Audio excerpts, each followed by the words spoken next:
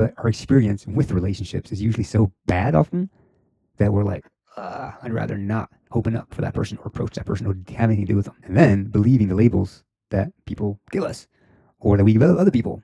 And so we have this thing of where our mistakes, whatever happened in those relationships that we've had, the mistakes, the reputation, the failures that that person had, this person had, you had, I had, we all had, is now a label that we just can't seem to get rid of. So because of that, I guess with this, Jesus often reminded people that there's something deeper going on. Zacchaeus' life wasn't over. It was not finished. Like he was still seen by God.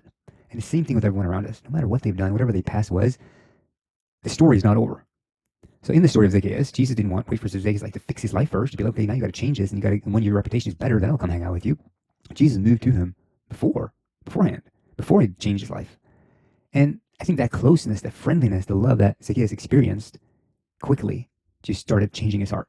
He's like, whoa, this guy's different. So because we see that Zacchaeus later, he promised to repay those he had cheated. So he'd always taken too much money, and he's like, you know what? I'm going to pay him back. His heart had shifted 180 degrees. It's really amazing. He's one of those dudes that you would not think would want to do that. But Jesus saw him. And sometimes people think change begins with you get exposed, you need to pressure people.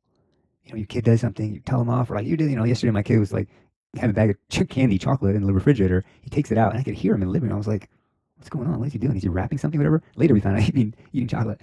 Anyway, sometimes we think that change, you need to be pressured or shamed or experience fear to change.